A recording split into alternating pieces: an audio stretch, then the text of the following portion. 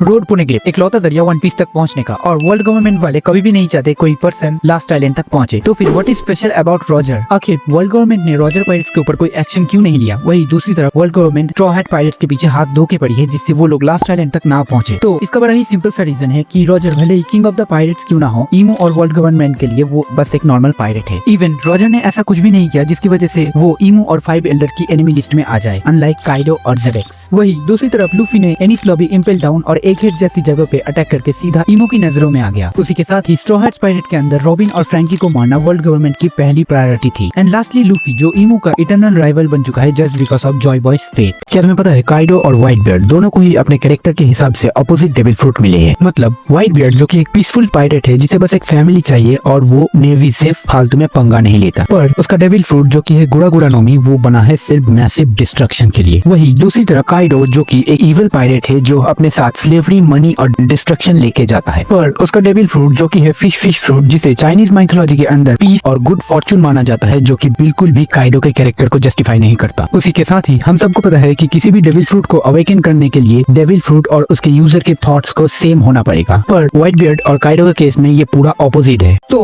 हम सबको पता है कि वन पीस वर्ल्ड में आखिर डेविल फ्रूट कितने इंपॉर्टेंट है, और अगर तुम्हें किसी भी नॉर्मल से डेविल फ्रूट पे फुल्ली मास्टरी कर लो like Katakuri, then you can become the unstoppable. और यही पर एक सवाल आता है कि आखिर डेविल फ्रूट कहाँ से आते हैं? क्या ये सही में डेविल ट्री से आते हैं या इनको बनाने का एक रिचुअल होता है? पर हम अगर मांगा और एनिमे में देखें जहाँ पर वेगापंक ने कहा था डेविल फ्रूट्स ह्यूमन डिजायर से बनते हैं, तो जब एक ह्यूमन अपने अधूरे डिजायर के साथ मर जाता है तब क्या उसका सोल एक फ्रूट में ट्रैप होकर डेविल फ्रूट में ट्रांसफॉर्म हो जाता है, जिसके बारे में मैं ऑलरेडी एक वीडियो में बता चुका हूँ। पर तुम्हें क्या लगता है इस बारे में? Tell me your thoughts in the comment section. तो क्या होता अगर इस मरीन फोर्ड में अपने डेविल फ्रूट को अवेकन कर लेता? तो बस इस एक चीज की वजह से पूरे वन पीस वर्ल्ड में 4 मेजर चेंजेस आते। फर्स्ट, एस अकेले ही पूरे मरीन फोर्ड को डिस्ट्रॉय कर देता, जिसकी वजह से सभी वॉरलॉर्ड्स और मरीन्स को बैकअप करना पड़ता। उसी के साथ ही अकाइनो का खेल भी उसी दिन खत्म हो जाता। सेकंड, वर्ल्ड गवर्नमेंट का पूरा फोकस लूफी की जगह एस पे होता। उसी के साथ ही एस नेक्स्ट पायरेट किंग बनता। थर्ड, मरीन फोर्ड की ऐसी हालत देख के ब्लैक बियर्ड दोबारा एस के सामने आने की हिम्मत नहीं करता, जिसकी वजह से उसे व्हाइट बियर्ड का डेविल फ्रूट कभी नहीं मिलता। एंड लास्टली, व्हाइट बियर्ड अपना विल एस को पास ऑन कर देता, जहाँ पर वो अपनी पूरी क्रू को एस और मार्को को फॉलो करने के लिए कहता। पर तुम्हें क्या लगता है इस बारे में? Tell me your thoughts in the comment section. पर क्या तुम लोगों को इसका आंसर पता है कि वन पीस के अंदर अगर बिगेस्ट लायर की बात की जाए तो वो नो लंड या उसप नहीं है, वो है अपना शैंक्स। क्योंकि अगर शैंक्स को गोमो गोमो नोमी के बारे में पहले से ही सब कुछ पता था, तो फिर उसने लूफी को अपनी असली पावर्स के बारे में क्यों नहीं बताया? क्या तुम्हें पता है आखिर शैंक्स ने क्यों खुद ही अपना हाथ नहीं काटा? तो हम सबको पता है कि शैंक्स के लेफ्ट आर्म में एक एबिस मार्क था, जिसकी वजह से ईमो कोई भी शैंक्स को अपने पास समन कर सकती थी। और अपना हाथ काटने के बाद निका फ्रूट के सक्सेसर को ढूंढना थोड़ा रिस्की होता, क्योंकि गोमो गोमो नोमी को चुराने के बाद ईमो ने शैंक्स के ऊपर कोई भी नजर नहीं रखी, क्योंकि ईमो को लगता था कि उसे और 5 एल्डर्स को छोड़ के और किसी को भी गोमो गोमो नोमी के रियल पावर्स के बारे में नहीं पता। लेकिन टर्न्स आउट रॉजर ने ऑलरेडी शैंक्स को व्हाइट सेंचुरी और गोमो गोमो नोमी के रियल पावर्स के बारे में बता दिया था। और जब लूफी ने गोमो गोमो नोमी को खाया तब शैंक्स को यकीन हो गया था कि लूफी ही जॉय बॉय का सक्सेसर है, जिसकी वजह से शैंक्स ने लूफी की ट्रस्ट को जीतने के लिए खुशी खुशी अपने लेफ्ट आर्म को सैक्रिफाइस कर दिया। क्या सांजी स्ट्रॉ हैट्स पायरेट्स के अंदर ज़ोरो जितनी इंपॉर्टेंस होल्ड करता है? हमने सांजी को कुकिंग और फाइटिंग के अलावा मोस्टली लड़कियों के साथ फ्लर्टिंग करते हुए देखा है। वही ज़ोरो फाइटिंग के साथ साथ most of the time serious mode में रहता है और अलर्ट रहता है, but in reality Sanji is more important than ज़ोरो।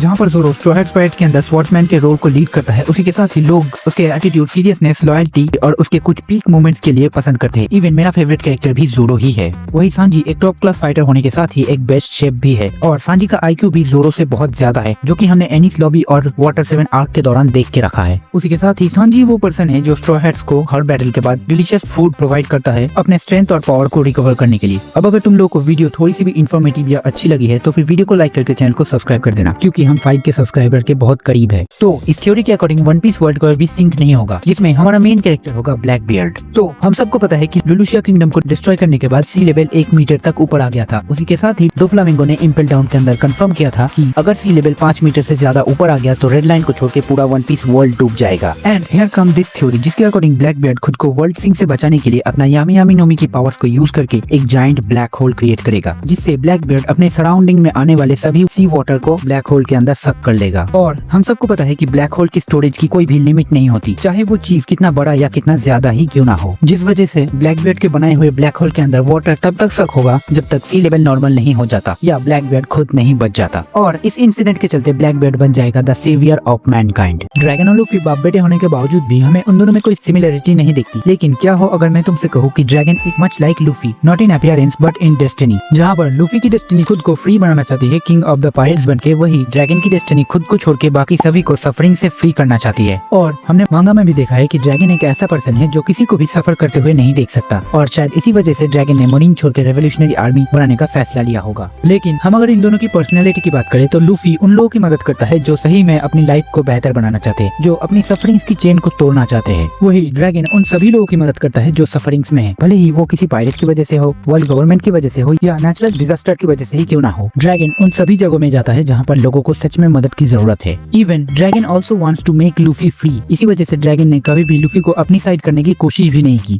क्या तुम्हें पता है वन पीस के अंदर जॉय बॉय नाम का एक्चुअल में कोई पर्सन एग्जिस्ट ही नहीं करता। जिस लेजेंड को हम जॉय बॉय नाम से जानते हैं उसका एक्चुअल नेम जॉय बॉय नहीं है। तो फिर जॉय बॉय आखिर क्या और कौन है? तो इसका आंसर है जॉय बॉय एक टाइटल है। जैसे king of the pirates, strongest man of the world, वैसे ही जॉय बॉय भी एक टाइटल है जो उन लोगों को मिलता है जो निका फ्रूट को अवेकन करते हैं। एग्जाम्पल के लिए जब लूफी अपना डेविल फ्रूट अवेकन करता है तब जुनेशिया कहता है जॉय बॉय हैज रिटर्न्ड। लेकिन जो आर्क के दौरान जब लूफी जुनेशिया के ऊपर ही खड़ा था और उसके साथ बात कर रहा था तब जुनेशिया ने लूफी को जॉय बॉय नाम से एड्रेस नहीं किया था। सो मे बी 800 साल पहले फर्स्ट पायरेट लेजेंड ने निका फ्रूट को अवेकन किया होगा और उसकी हरकतों को देख के लोगों ने उसे जॉय बॉय का टाइटल दे दिया होगा। अब कल की शॉट में मैं तुम्हें बताऊंगा कि लूफी को छोड़ के और कौन कौन से कैरेक्टर्स है जो जॉय बॉय टाइटल को अचीव करने का पोटेंशियल रखते हैं।